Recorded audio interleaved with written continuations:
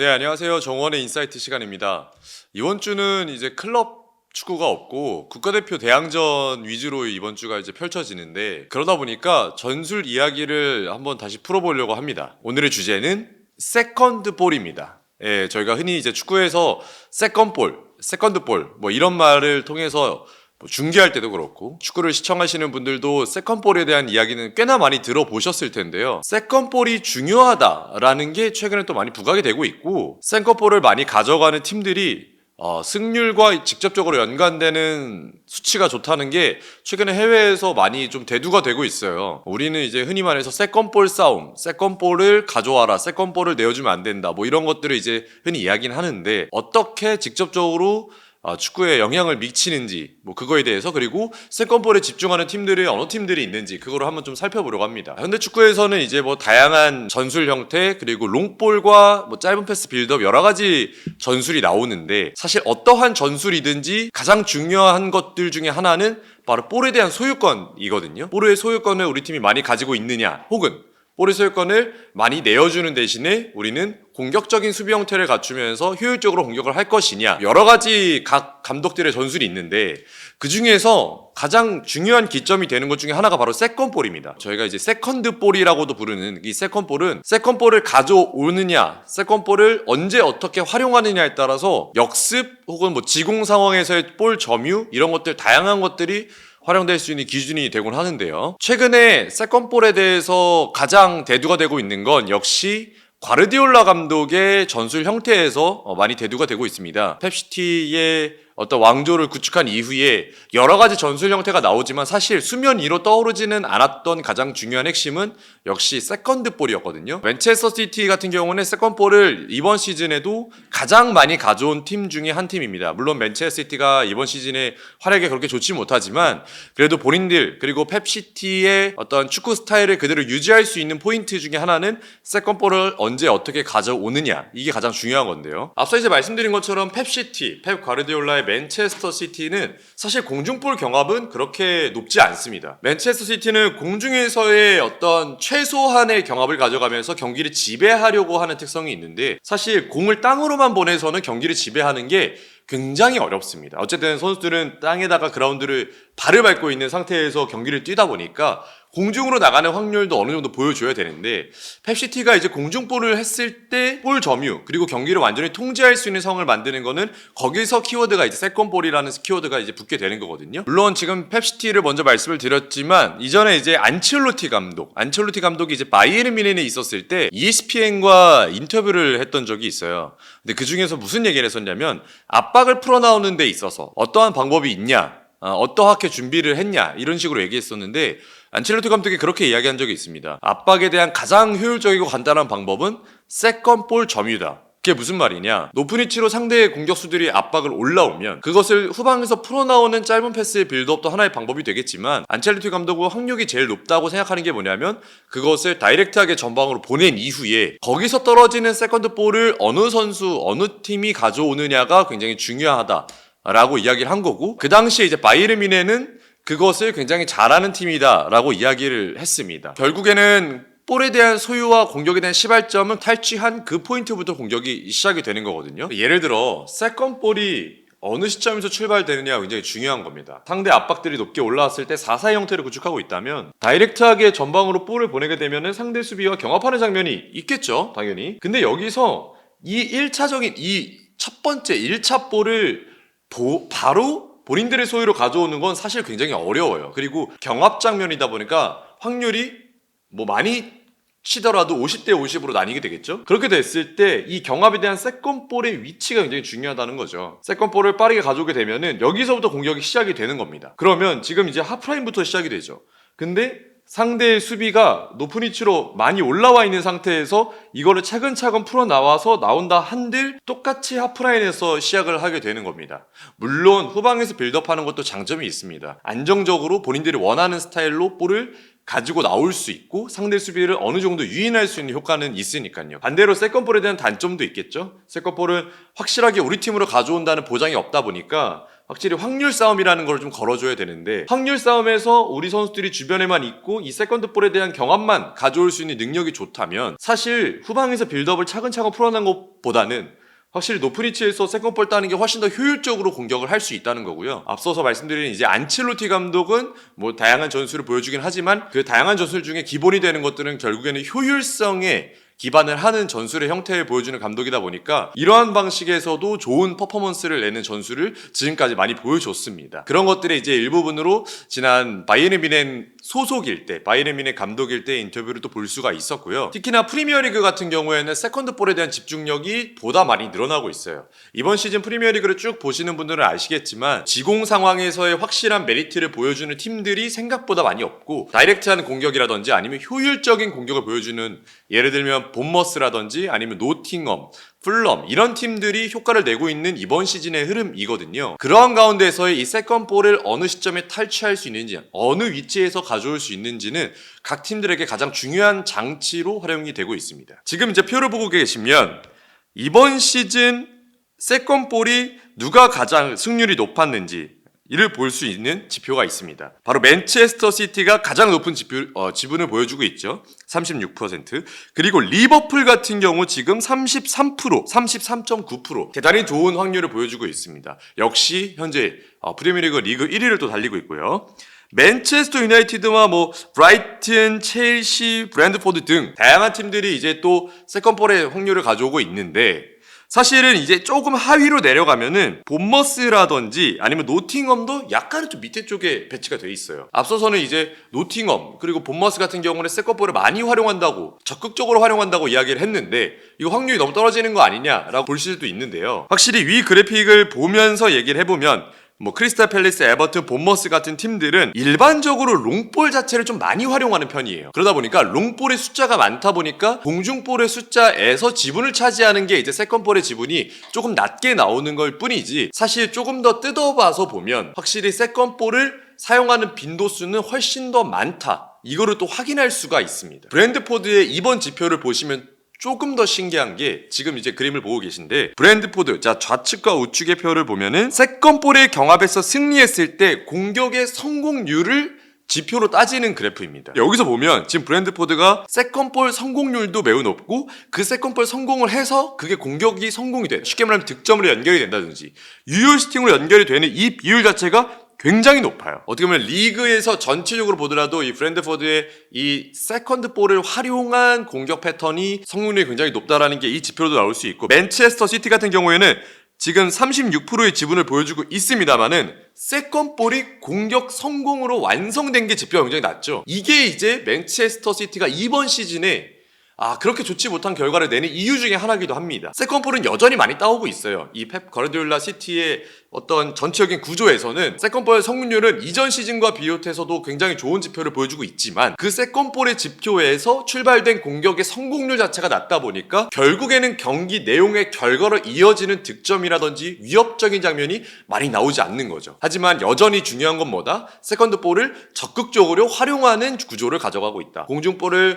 공격수라든지 상대 미드필더 쪽으로 강하게 붙여주고 나서 그 주변에서 선수들이 동료들이 앞쪽으로 붙어주면서 세컨드볼을 따오는 그러한 어떤 유동적인 패턴이 잘 나오고 있다. 이렇게 또 볼 수 있는 그러한 지표라고 볼 수 있겠습니다. 레스터시티 입스위치 같은 경우에는 어떻죠? 공중볼에서 세컨드볼을 따오는 확률은 그렇게 높지 않습니다. 하지만 그 따오지 않은 얼마 안 되는 횟수가 직접적으로 성공으로 연결이 됐다. 이렇게 또 볼 수 있는 지표로 연결이 되거든요. 그렇게 보면은 지공 상황에서도 입스위치라든지 아니면 레스터시티가 성과를 내지는 못하는데 그러면 성과는 어디서 내고 있냐? 이 지표에서 알 수 있습니다. 세컨드 볼에서 볼을 따온 이후에 공격으로 마무리되는 것이 그래도 몇 번 있다 보니 그것이 승점으로 직접적으로 연결이 되고 있는 흐름이다. 이 표를 전체적으로 보면은 어떠한 축구를 하는지 그리고 세컨드 볼을 활용된 어떤 공격의 성공률이 리그 전체에 어떤 식으로 영향을 주는지를 또 볼 수 있는 지표라고 볼 수 있겠습니다. 특히나 브랜드포드를 앞서 말씀드렸지만 공중볼 경합과 세컨드볼 같은 경우에는 오픈 플레이에서 뿐만 아니라 어디서도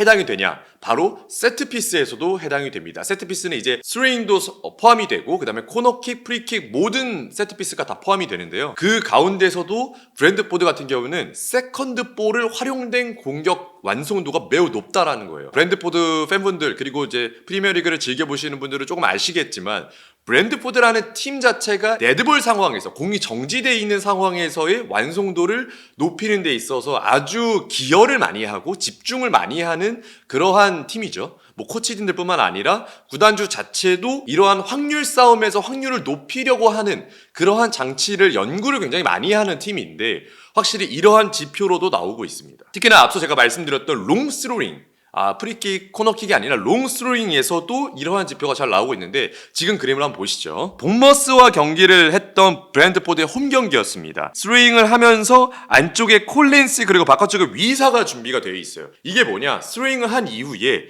센터백의 콜린스가 상대 골키퍼나 상대 수비에 집중되어 있는 가운데서 경합이 되다 보니까 거기서의 세컨볼을 만들어주기 위해서 뒤쪽에 위사가 배치가 되어 있고 이 콜린스의 머리를 거쳐서 위사 쪽으로 연결이 되면서 하나의 득점으로 만들어내기는 공식의 준비성이 보이고 있습니다. 추가적으로 바로 다음 장면을 또 보시면 사우스햄튼과의 리그 홈 경기에서 또 나왔어요. 그러면 앞서 말씀드린 대로 젠슨이 스윙을 하게 되면은 콜린스와 피녹이 가까운 포스트 쪽에서 파포스트에서 니어포스트로 이동을 해요. 그러면서 니어포스트에서 헤딩 경험을 해줍니다. 앞서서 본머스전과 똑같은 패턴이죠. 그러면서 상대 수비의 등 뒤에서 들어가면서 헤딩볼을 따내기 위한 더 좋은 위치를 선점하게 되고 그 세컨드 볼이 떨어지게 되면은 거기서 은베모나 위사가 준비하고 있었던 득점까지 만들어내게 되는 겁니다. 그렇기 때문에 앞서서 저희가 이제 봤던 그래프 세컨드 볼의 성공과 이 세컨드 볼 성공 이후의 공격 성공률이 매우 좋았던 브랜트포드가 여기서 이제 이런 부분에서 결과를 만들어내고 있다라고 볼 수 있는 겁니다. 확실히 콜린스가 뒤쪽으로 헤딩을 연결해주면은 위사나 은베모가 지금 보고 계시는 램스테이 뒷공간 쪽으로 볼이 연결이 되면서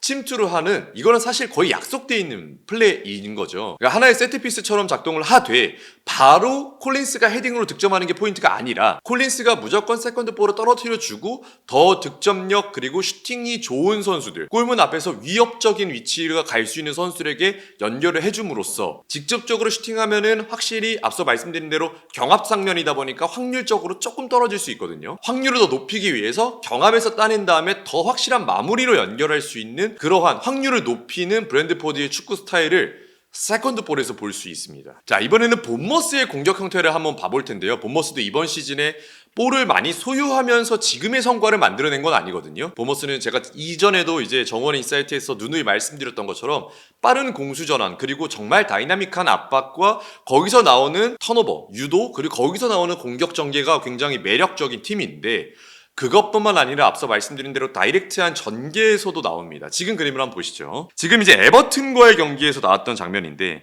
디나이센이 이제 최전방으로 세메뇨와 케르케즈 쪽으로 롱볼을 붙여줍니다. 그러면은 세메뇨가 지금 공중볼에서 성공을 한 장면이 나오고 그렇게 됐을 때 케르케즈의 움직임이 어떻게 되나요? 바로 뒷공간 침투로 이어집니다. 이미 볼이 출발하는 시점에서 케르케즈는 세메뇨가 본인에게 세컨드 볼을 떨어뜨려 줄 거라고 예상을 하고 움직이는 거예요. 그러면 지금 디나이센, 세메뇨 그리고 케르케즈까지 연결되는 정말 상대 수비 입장에서 보이지 않는 오직 본머스 선수들만 알 수 있는 3자 플레이가 완성이 되고 거기서 중요한 키포인트는 뭐다? 계속 말씀드리는 세컨드 볼이다. 세메뇨가 세컨드 볼을 어느 위치로 떨어뜨려 주느냐가 지금 전개에서 가장 중요한 게 되는데 지금 보시는 것처럼 세컨드 볼이 뒤쪽으로 빠졌을 때 케르케즈가 순식간에 오버래핑을 하면서 케르케즈는 앞서 말씀드린 것처럼 정원 인사이트에서 말씀드렸죠. 오버래핑 했을 때 어떤 결과를 낼 수 있는 선수다. 왼발의 퀄리티가 매우 좋고 직선적인 움직임이 매우 좋다 보니까 이 상황에서는 크로스에 매우 위협적인 선수인 거죠. 그 상황에서 지체 없이 크로스를 올리게 되고 반대편에 있던 브룩스에게 제대로 연결이 되면서 득점을 만들어냅니다. 정말 이 한 골로 이제 본머스가 에버튼을 상대로 승리를 거뒀는데요. 정말 어렵지 않죠? 하지만 약속돼 있고 거기서의 중요한 장치는 뭐다? 경합 이후의 세컨드 볼에서 확실한 메리트 장면을 만들 수 있는 공격의 확률을 높일 수 있는 3자 플레이가 나왔던 본머스의 축구 흐름이었다. 공격 흐름이었다. 이렇게 또 볼 수 있는 장면입니다. 그러면 세컨드 볼을 어디서 공을 가져오는 게 가장 좋아? 어디서 세컨드 볼을 따내는 게 가장 위협적이야? 라는 연구 결과가 있습니다. 실제로. 그러다 보니까 이제 저희가 흔히 말하는 3분의 1 지점. 상대 공격 지역 전체 그라운드를 나눴을 때 3분의 1 지점에서 세컨드 볼을 따냈을 때 그럼 이게 진짜 승률 현재 이 팀 승률하고 어떤 식으로 연관이 되라는 그러한 논문이 있는데 결과부터 말씀드리면 관계가 상관관계로 이어집니다. 쉽게 말하면 상대 3분의 1 지역에서의 볼을 더 많이 가져온 그 팀의 성과가 훨씬 더 좋다라는 지표가 나왔습니다. 지금 그래프를 보시죠. 프리미어리그 2023-2024 시즌을 봤을 때 상대 지역에서 세컨드 볼을 많이 가져온 팀의 퍼포먼스가 더 강하다라는 어떻게 보면 상관관계가 나왔는데요. 여기서 이제 인과관계를 좀 보게 되면 그러니까 더 나은 팀이 전반적으로 신체적인 우위가 더 강할 뿐만 아니라 세컨드 볼의 볼 승리가 높아져서 해당 경기에서 이길 확률이 높다라는 게 결국에는 지표로 나오게 된 겁니다. 이게 이제 불과 2023-2024 시즌에 나왔다는 연구 결과인데 사실 흐름을 조금 놓고 보면요. 볼 경합에서 우위를 가져갔었던 팀들 볼 경합에서 우위를 가져가고 그 이후 상황을 준비했던 팀들이 실제로 지난 시즌부터 이번 시즌까지 좋은 흐름을 보여주고 있습니다. 대표적으로 노팅엄이 그런 흐름이라 볼 수 있고요. 본머스도 그런 흐름이라 볼 수 있고요. 브라이튼 같은 경우에도 세컨드 볼을 경합 자체에서의 우위가 있는 팀은 아니지만 약간 맨체스터 시티와 유사하게 경합 이후에 볼이 떨어질 때 선수들의 위치가 매우 좋아요. 그러다 보니까 경합에서 매우 좋고 거기서 볼을 따내면서 공격을 전개하는 것도 좋습니다. 크게 보면 가장 가까운 이제 리버풀과 뉴캐슬의 이제 리그급 결승전이 있었는데요. 물론 이제 거기서 경기가 끝나고 나서 각 팀의 이제 전술적 차이도 있었지만 슬롯 감독이 얘기했던 단 한마디가 있었죠. 경합에서 졌다. 근데 이제 그 경합에서 졌다를 조금 더 풀어보면 무슨 말이냐? 경합에서 이후 상황, 경합 이후 상황에서 볼을 소유하지 못했다라는 겁니다. 뉴캐슬 같은 경우에 그날 경기에서 경합에서 일단 이겼고 경합에서 이긴 것과 동시에 2차 상황, 볼을 그 이후에 소유한 이후 상황에서 공격이 전개되는 경우가 꽤나 많았거든요.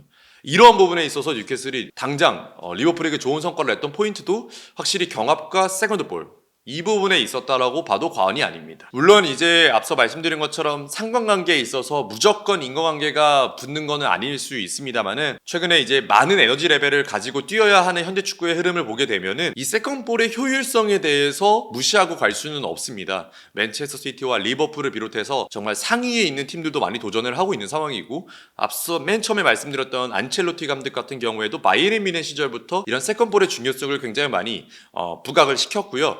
선수들도 마찬가지입니다. 세컨드 볼을 빠르게 가져올 수 있는 선수가 결국에는 우리 팀 볼 소유를 가져올 수 있는 포인트가 되고 거기서 공격을 전개할 수 있는 기점이 되는 역할이 되다 보니까 확실히 경합과 세컨드 볼을 잘할 수 있는 전술과 선수들이 최근에는 많이 부각이 되고 있다. 단순히 볼을 받은 상태에서 안전하게 차는 형태뿐만 아니라 도전적인 상태에서도 이러한 장면들이 좀 요구가 되고 있다라고 볼 수 있겠습니다. 오늘 인사이트에서는 정말 별거 아니었던 그 세컨드 볼 해설자나 아니면 캐스터들이 외치는 자 세컨드 볼을 따와야죠 라는 부분이 과연 팀에 어느 정도 영향을 주는지를 한번 되돌아봤고요. 다음 저번의 인사이트에서는 더 재밌는 내용으로 찾아뵙도록 하겠습니다.